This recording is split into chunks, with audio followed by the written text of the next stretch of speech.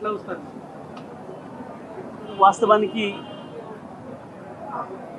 పవన్ మాటలు ఇంకా ఇమ్మెచ్యూర్గానే ఉంటున్నాయి. లేని దాంట్లో గాల్లో శూన్యంలో ఏదో ఊహించుకొని ఏదో మాట్లాడేసేసి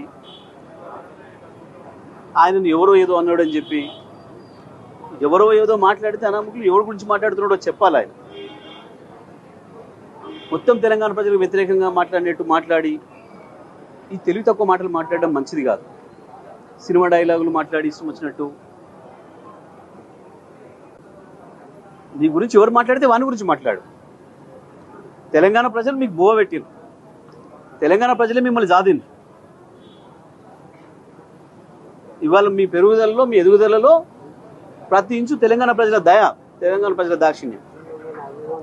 మీరు దాన్ని వదిలిపెట్టి ఎవరో ఏదో అన్నాడని చెప్పి అసలు ఇవన్నీ చూస్తే మనకు కనిపిస్తుంది వీళ్ళిద్దరూ మ్యాచ్ ఫిక్సింగ్ తోని ప్రజల్ని మోసం చేస్తున్నారు. కాంగ్రెస్ పార్టీ పవన్ ఇద్దరు కలిసి ప్రజా సమస్యల్ని పక్కదారి పట్టించే పద్ధతుల్లో తెలంగాణ ప్రజల్ని మోసం చేయడం కొరకు ఆడుతున్న డ్రామాలు తప్ప ఇంకోటి కనబడతలేవు మాకు ఇందులో. ఎందుకంటే ఎవడు బాధ్యత కలిగినోడు పడగ ప్రభుత్వం ఒకవేళ అనుమతి ఇవ్వకపోతే ప్రభుత్వ చేతకంటారు. ఆఫ్టర్గా పవన్ కళ్యాణ్ వస్తే మీటింగ్ పెట్టుకుంటే శాంతి భద్రతల సమస్య వస్తుందా? ఏం తెలివి తక్కువతనం ఇది?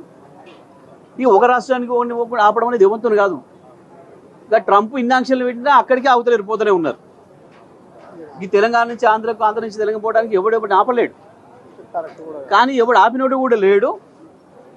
ఇవి కావాలని చెప్పి ఇవాళ ఈ రాష్ట్రంలో ఉన్న సమస్యలు, రైతుల సమస్యలు, యువకుల సమస్యలు, నిరుద్యోగ సమస్యలు, విద్యార్థుల సమస్యలు, హాస్పిటల్ సమస్యలు, వీటన్నిటి నుంచి పక్కదారి పట్టించడం కొరకు ఆడుతున్న డ్రామా తప్ప ఇంకొకటి లేదు ఇక్కడ. ఇంకొకటి ఆయన ఇంకో తెలివితో ఒక మాట మాట్లాడాడు. మరి ఆయనకు రాష్ట్రాల ఏర్పాటు గురించి తెలియదు. పెద్ద పెద్దోళ్ళే తప్పు మాట్లాడంగా ఆయన మాట్లాడడానికి పెద్దని తప్పు అనుకోవడం లేదు. ఎందుకంటే ఆయనకు ఉండే జ్ఞానం గంతే. రాష్ట్ర ఏర్పాటు ప్రక్రియ పార్లమెంట్ నుంచే రావాలి, పార్లమెంట్ నుంచే వచ్చింది. పాపం ఇంకొకటి ఏంటంటే ఆయనకు ఎవరో రాసిస్తే చదివి అలవాటు కదా. పాపం ఎవరో డైలాగ్ రైటర్ ఉండాలి, రాసియాలి కదా. మోడీ మాట్లాడింది రాసిచ్చారు, ఈయన చదివిండు. మోడీ లాంటి వాడే అనంగా పెద్ద ఈయన అనడం పెద్ద ఆశ్చర్యం కాదు మాకు. కానీ నేను ఇది చేస్తా, అది చేస్తా, ఏదో పీకుతా, ఈకుతా, నరుకుతా అని పిచ్చి మాటలు బంద్ చేసుకోవాలి ఎవరైనా రాజకీయాలలో. ఎవరిని ఎవడు పీకలేడు, ఎవరిని ఎవడు ఆపలేడు, ఎవరిని ఎవడు నడపలేడు. అందరిని భవిష్యత్తు నిర్ణయించేది ప్రజలు. అందరూ తలరాత రాసేది పొలిటికల్ లీడర్లది ప్రజలు, పార్టీలది తలరాతలు రాసేది ప్రజలు. వాళ్ళ గురించి మాట్లాడేటప్పుడు జాగ్రత్త మాట్లాడుకోవాలి. ఏమైందని ఇంత పొడుగు ఆవేశపడి ఏందేందో మాట్లాడిండు. ఎవడాపిండి ఆపితే కోర్టు నుంచి తెచ్చుకున్న సందర్భాలు ఉన్నాయి మస్తుగా. ఈ ప్రభుత్వం వచ్చిన కాడ నుంచి అనేక సందర్భాలు ఆపారు. కేటీఆర్ గారు మహిబాద్కి వస్తామంటే కూడా అనుమతి ఇవ్వలేదు, తెచ్చుకున్నాం. నల్లగొండకు వస్తానంటే కూడా అనుమతి ఇవ్వలేదు, తెచ్చుకున్నాం. ఇవాళ వచ్చిండు కదా. ఏముంది, ఎవడెవరిని ఆపలేదు. ఇదంతా డ్రామా. అసలు సమస్యల్ని పక్కదారి పట్టించడం కొరకు ఆడుతున్న నాటకం తప్ప ఇంకోటి కాదు. మంత్రులు కూడా బాధ్యతారహితంగా మాట్లాడడం. ఎవరిని కూడా ఆపుతాడు, తిరగకుండా ఆపుతాడు. అవుతుందా?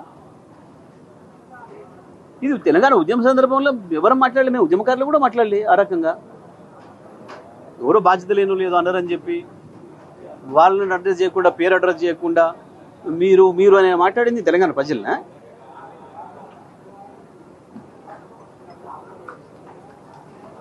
ఓ బాధ్యతాయుతమైన పదవిలోకి వచ్చినప్పుడు ఆలోచించి మాట్లాడాలి ప్రతి పదం కూడా. ఎవరికని రాదు, మాకు అనరాదా? అంతకంటే పెద్దగా మాట్లాడొస్తుంది అంటే కాదు కదా. బాధ్యత ఉండాలి కదా. ఏదో ఆయన వెళుతుండు, ఈయన ఆపినట్టు, నేను లేసరి సంగతి చెప్తా అని ఎవడు అని వెనకట అన్నాడని ఇప్పుడు అన్నాడు.